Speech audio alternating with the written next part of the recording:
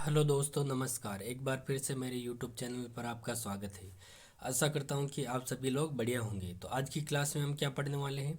आज की क्लास में ह्यूमन डेवलपमेंट इंडेक्स यानी मानव विकास सूचकांक के बारे में हम पढ़ने वाले हैं। तो हम इस टॉपिक से संबंधित एमसीक्यूज़ को पढ़ने वाले हैं।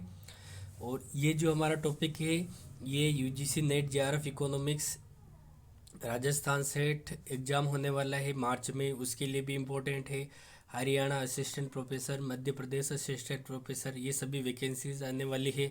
तो इन सभी के लिए इम्पोर्टेंट है। और अभी यूजीसी नेट एग्ज़ाम के फॉर्म भरे जा रहे हैं। तो यह यूजीसी नेट इकोनॉमिक्स के लिए इम्पोर्टेंट टॉपिक है। यहाँ से काफ़ी बार क्वेश्चन आए हुए हैं।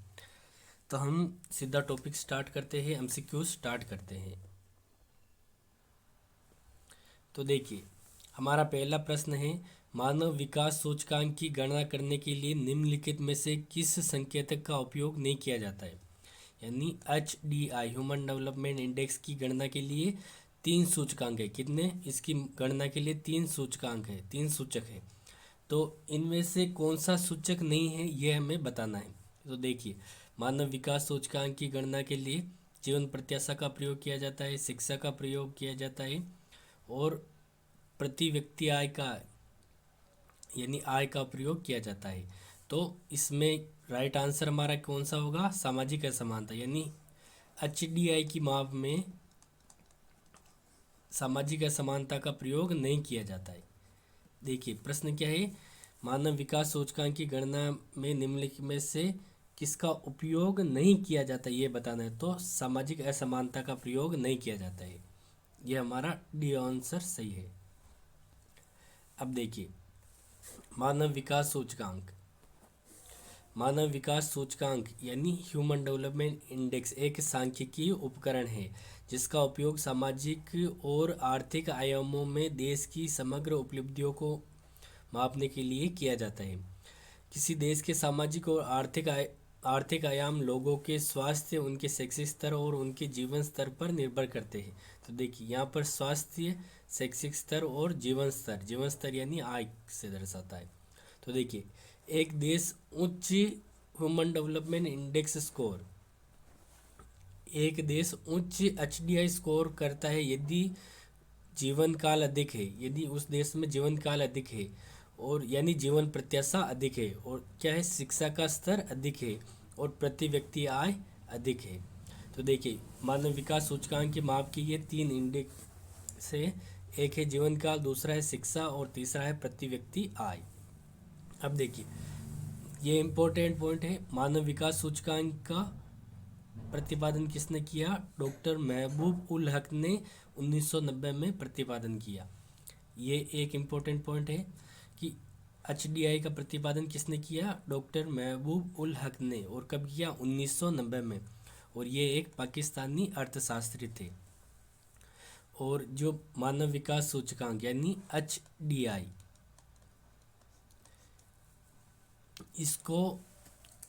इसको विकास के माप के रूप में कौन प्रयुक्त करता है? तो यह करता है संयुक्त राष्ट्र विकास कार्यक्रम। कौन करता है? संयुक्त राष्ट्र विकास क्रम यानी UNDP। UNDP यह मानव विकास सूचकांक को प्रस्तुत करता है। अब देखिए, UNDP ये मानव विकास सूचकांक के अलावा बहुआयामी गरीबी सूचकांक और लिंग असमानता सूचकांक, ये दोनों सूचकांक भी UNDP प्रस्तुत करता है। तो देखिए, जो UNDP है, UNDP United Nations Development Programme यानी संयुक्त राष्ट्र विकास कार्यक्रम, ये एक तो कौन सा मानव विकास सूचकांक प्रस्तुत करता है, दूसरा है बहुआयामी गरीबी सूचकांक, और तीसरा है लिंग असमानता सूचकांक। ये तीनों सूचकांक UNDP प्रस्तुत करता है। अब देखिए, दूसरा प्रश्न है हमारा, मानव विकास सूचकांक का मान किसके बीच होता है? तो हमारा इसमें से आंसर है, ऑप्शन है दूसरा सही है हमारा। मानव विकास सूचकांक का जो मान है वो 0 से 1 के बीच होता है। मानव विकास सूचकांक का मान 0 से 1 के बीच होता है।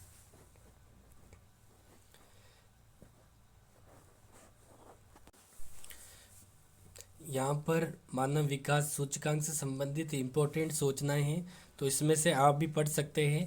एक देश अपनी एचडीआई के आधार पर अपनी अर्थव्यवस्था को विकसित करने के उपाय कर सकता है। और एचडीआई का प्रतिपादन किसने किया? डॉक्टर महबूब उल हक ने किया। और इसमें मेघनाथ देसाई और अमर्त्य सेन ने मदद की थी। और यह देखिए, ये 3 आयामों पर आधारित है। पहला है दीर्घ और स्वस्थ जीवन, यानी दीर्घ और स्वस्थ जीवन यानी जन्म के समय जीवन प्रत्याशा। क्या है? जन्म के समय जीवन प्रत्याशा। दूसरा है ज्ञान या शिक्षा, तो इसमें स्कूली शिक्षा के औसत वर्ष और स्कूली शिक्षा की अपेक्षित वर्षों के सहायता से इसको मापा जाता है। और एक बेहतर जीवन स्तर, यानी इसमें हम आय के आधार पर माप सकते हैं। बेहतर जीवन स्तर को किसके आधार पर माप सकते हैं? आय के आधार पर। तो क्रय शक्ति क्षमता पर प्रति व्यक्ति सकल राष्ट्रीय आय।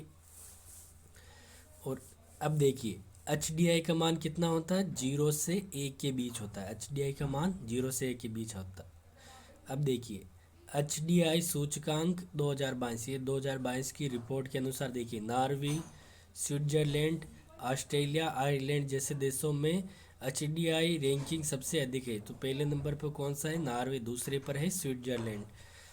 अब देखिए, जो सबसे नीचे के स्तर में है उनमें है सबसे नीचे नाइजर और मध्य अफ्रीकी गणराज्य और दक्षिणी सूडान, ये आते हैं। वैश्विक मानव विकास सूचकांक में भारत का स्थान 191 देशों की सूची में, भारत का स्थान कौन सा है? 132वां स्थान है। भारत का स्थान कौन सा है? 132वां स्थान है 2022 में मानव विकास सूचकांक। और एशियाई देशों में सिंगापुर 11वें स्थान पर रहा है।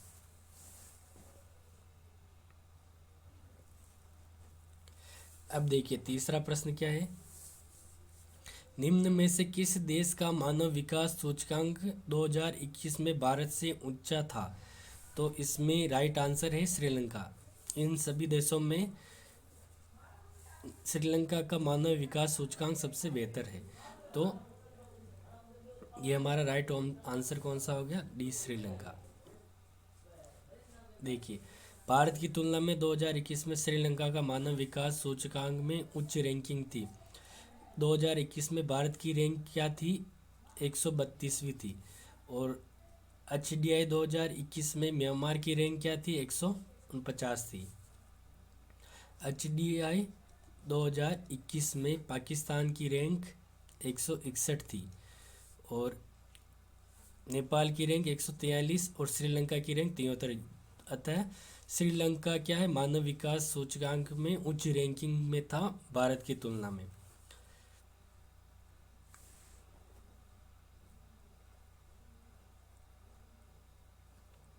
और ये जो एचडीआई की रैंकिंग है, ये वार्षिक रूप से यानी प्रतिवर्ष प्रकाशित की जाती है और पहली बार 1990 में प्रकाशित किया गया। ये हम पढ़ चुके हैं वैसे भी। अब देखिए, ये इम्पोर्टेंट क्वेश्चन है, राजस्थान सेट एग्जाम में आया हुआ है, जो कि 2013-14 में हुआ था। 2013-14 उसमें हुआ था, 2013-14 में हुआ था। और अभी वापस राजस्थान सेट एग्जाम कब होने वाला है? 2023 में। तो अभी फॉर्म निकलने वाले हैं।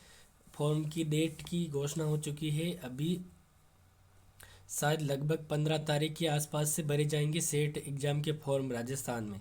तो आप भी अपना फॉर्म भर सकते हैं सेट एग्ज़ाम में। और सेट के बाद राजस्थान में असिस्टेंट प्रोफेसर की वैकेंसी भी आने वाली है। तो ये राजस्थान सेट एग्ज़ाम 2013-14 में आया हुआ क्वेश्चन है। अब देखिए, वर्तमान में मानव विकास सूचकांक का माप किया जा रहा है, तो यह अधिप्राप्ति परिप्रेक्ष्य में किया जाता है। यह हमारा सी आंसर सही है।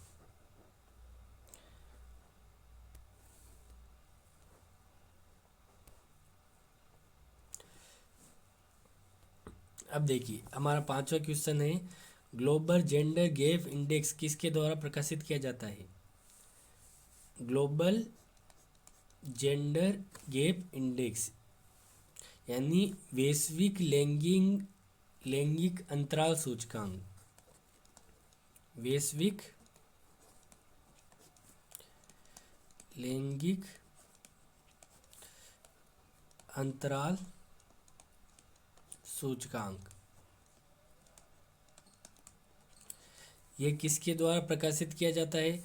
तो ये अभी हमने संयुक्त राष्ट्र विकास कार्यक्रम के द्वारा पढ़ा था, लेकिन उसमें ये वाला सूचकांक नहीं था। ये सूचकांक प्रकाशित किया जाता है विश्व आर्थिक मंच यानी world economic forum, world economic forum WEF, विश्व आर्थिक मंच के द्वारा ग्लोबल जेंडर गैप इंडेक्स यानी वैश्विक लैंगिक अंतराल सूचकांक प्रकाशित किया जाता है। अब देखिए, विश्व आर्थिक फोरम यानी वर्ल्ड इकोनॉमिक फोरम के वैश्विक लैंगिक अंतराल सूचकांक पर 156 देशों के बीच भारत का स्थान कौन सा है? 140वां, यानी भारत का स्थान कौन सा है? 140वां, 156 देशों की सूची में। 2020 और 2020 में 2020 में भारत का स्थान कौन सा था? 112 था। और देखिए, वैश्विक लैंगिक अंतराल रिपोर्ट पहली बार कब प्रकाशित की गई? 2006 में। सबसे पहले वैश्विक लैंगिक अंतराल रिपोर्ट 2006 में प्रकाशित की गई। तो ये सर्वप्रथम प्रकाशित की जाने वाली डेट भी याद रखनी है। इसमें इम्पोर्टेंट क्या है? एक तो है ये किसके द्वारा प्रकाशित की जाती है? वर्ल्ड इकोनॉमिक फोरम द्वारा। और सबसे पहले कब प्रकाशित की गई? 2006 में। और इसमें भारत की रैंक क्या है? 140। भारत की रैंक है 140। और अब देखिए, ये इसको मापने के लिए 4 पैरामीटर है, 4 पैमाने के आधार पर ये मापा जाता है। पहला क्या है? आर्थिक भागीदारी और अवसर। दूसरा है शिक्षा प्राप्ति। तीसरा है स्वास्थ्य और जीवन रक्षा। और चौथा है राजनीतिक अधिकारिता। तो इन चारों के आधार पर वैश्विक लैंगिक अंतराल रिपोर्ट प्रकाशित की जाती है, या इसका माप किया जाता है। अब देखिए, हमारा छठा प्रश्न है, दशक को भारत में जनसंख्या विस्फोट की अवधि के रूप में संदर्भित किया जाता है। यानी इनमें से कौन सी अवधि है जो जिसे जनसंख्या विस्फोट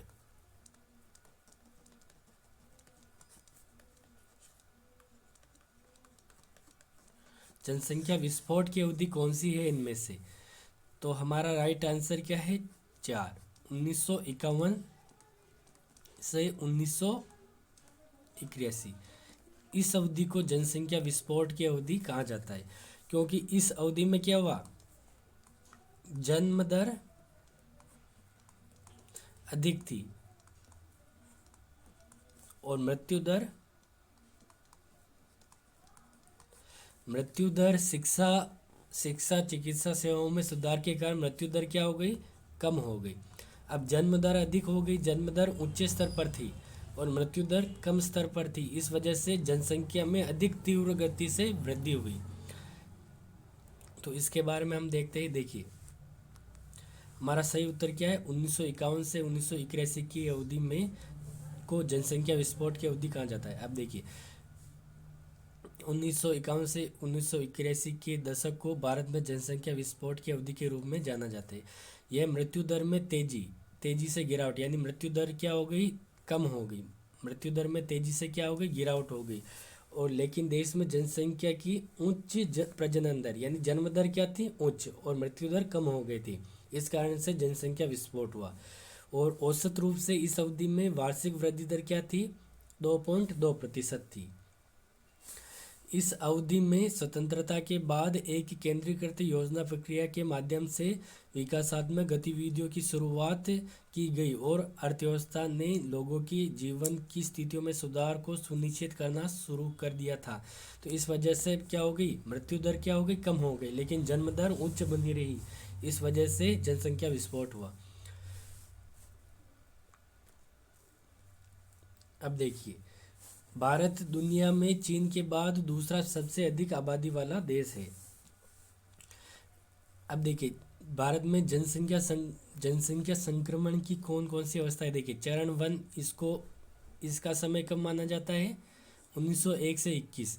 तो देखिए, 1901 से 21 की अवधि को भारत की जनसंख्या के विकास की स्थिर या स्थिर चरण की अवस्था के रूप में जाना जाता है। 1901 से 1921 इसको इस अवधि में भारत की जनसंख्या क्या रही? स्थिर रही, या इसको ऋणात्मक वृद्धि की अवस्था भी कहते हैं। यानी इस अवधि में भारत की जनसंख्या कम हुई थी। इस अवधि में विकास दर बहुत कम थी, यहाँ तक कि 1911 से 21 के दौरान एक नकारात्मक विकास दर भी दर्ज की गई। अब दूसरा चरण कब था? 1921 से 51।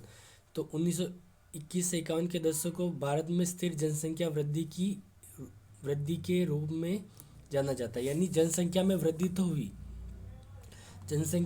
तो हुई, लेकिन क्या है? स्थिर रूप से हुई। स्थिर रूप से भारत में जनसंख्या वृद्धि हुई। पूरे देश में स्वास्थ्य और स्वच्छता में समग्र सुधार से मृत्यु दर में कमी आई है। और हमारा तीसरा चरण हमने पढ़ ही लिया था। और तीसरा चरण जिसके बारे में हमारा क्वेश्चन था 1951 से 81 वाला था, इसी को जनसंख्या विस्फोट की अवधि कहा जाता है। ये तीसरा चरण था। और चौथा चरण 1981 के बाद का है। इसमें भी क्या है?